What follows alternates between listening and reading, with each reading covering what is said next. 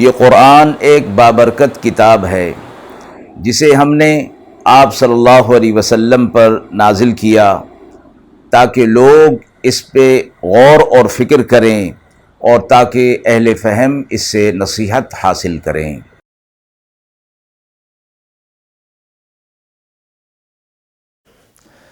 بسم اللہ الرحمن الرحیم۔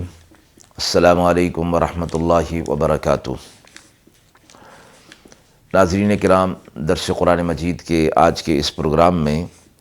ہم سورۃ الحج کی آیت نمبر 38 تا آیت نمبر 41 کا ترجمہ اور تفسیر پیش کر رہے ہیں، اور آخر میں پوچھے گئے سوال کا جواب ہوگا۔ اعوذ باللہ من الشیطان الرجیم، بسم اللہ الرحمن الرحیم۔ ان اللہ یدافع عن الذین آمنوا ان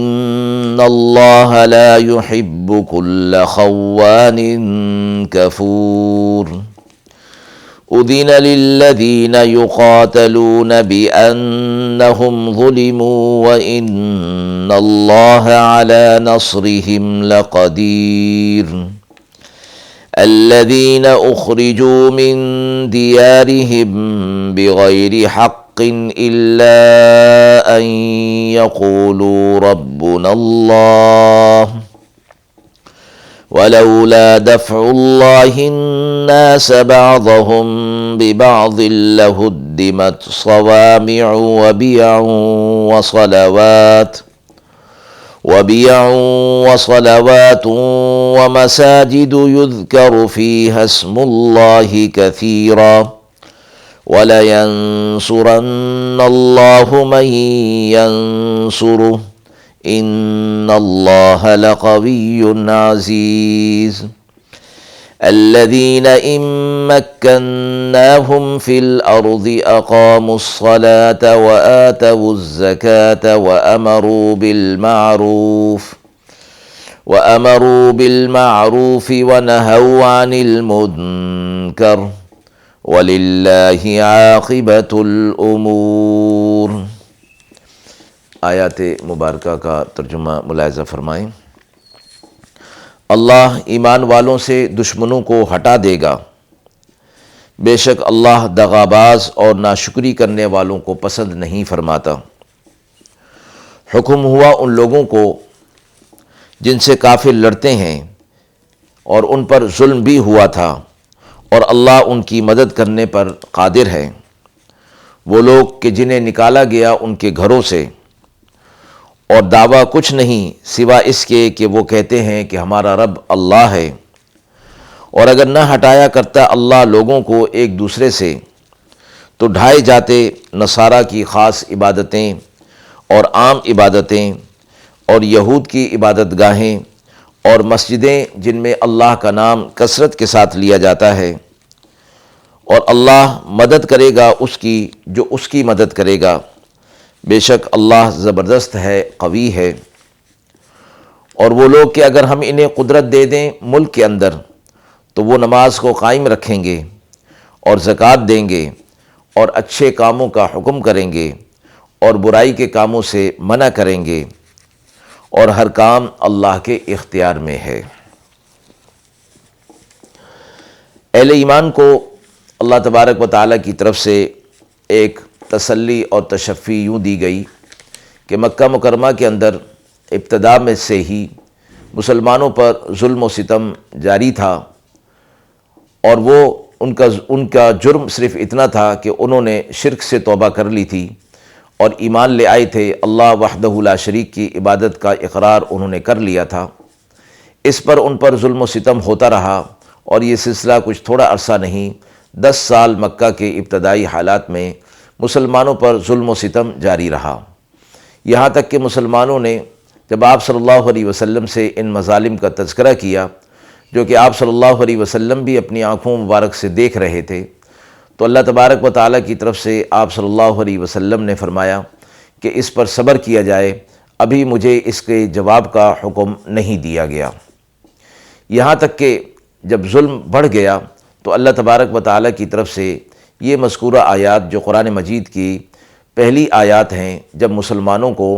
کفار کے ظلم و ستم کے خلاف جہاد اور قتال کا حکم دیا گیا۔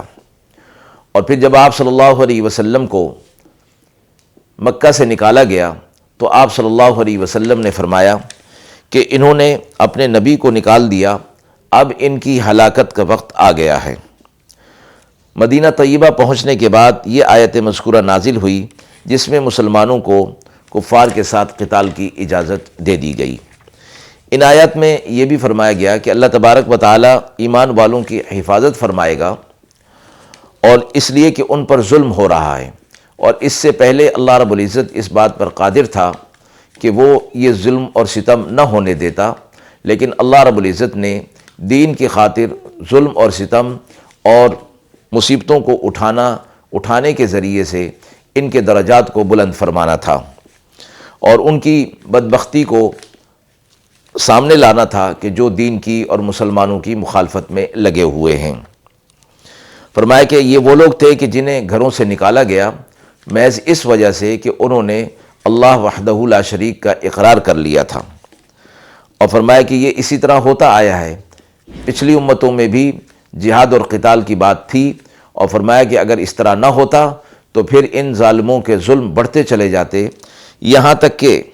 یہ لوگ جو عبادت گاہیں تھیں نصارہ کی، یہود کی اور مسلمانوں کی مساجد جن میں اللہ کا ذکر کثرت کے ساتھ کیا جاتا ہے، تو یہ ان عمارتوں، ان عبادت گاہوں کو بھی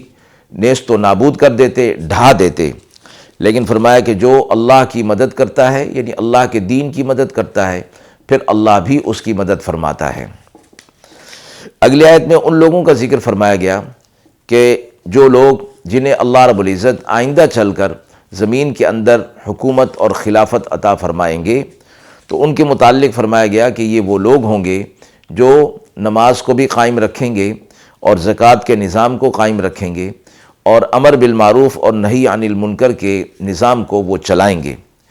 اختیار اللہ رب العزت کا ہے، لیکن ان سے متعلق یہ فرما دیا گیا یہ وہ لوگ ہیں کہ جو اسی کے مصداق ہوں گے۔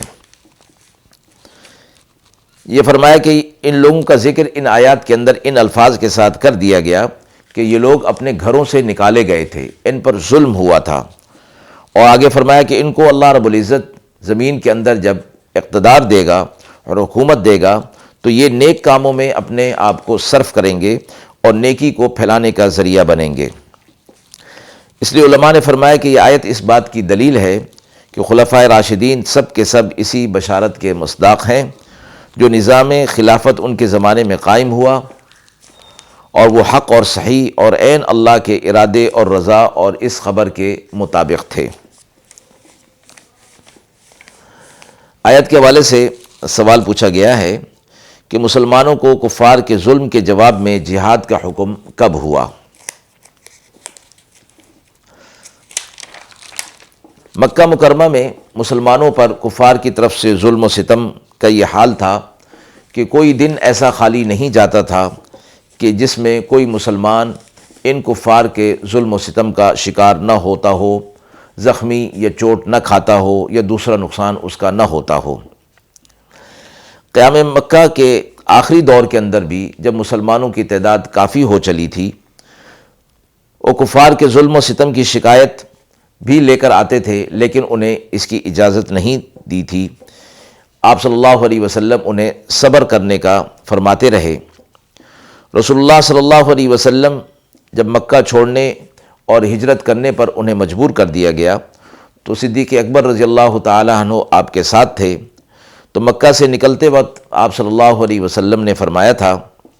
کہ ان لوگوں نے اپنے نبی کو نکالا ہے، اب ان کی ہلاکت کا وقت قریب آ چکا ہے۔ اور آپ صلی اللہ علیہ وسلم مدینہ پہنچے تو یہ آیت مذکورہ نازل ہوئی جس میں مسلمانوں کو یہ حکم دیا گیا کہ وہ اپنے اوپر ظلم اور ستم کا بدلہ جہاد اور قتال کی صورت میں لے سکتے ہیں۔ مفسرین اس بات پر متفق ہیں کہ یہ پہلی آیات ہیں مسلمانوں کے ظلم و ستم کے بعد کہ جس میں انہیں جہاد و قتال اور اپنا بدلہ لینے کا حکم دیا گیا ہے۔ وآخر دعوانا ان الحمد للہ رب العالمین۔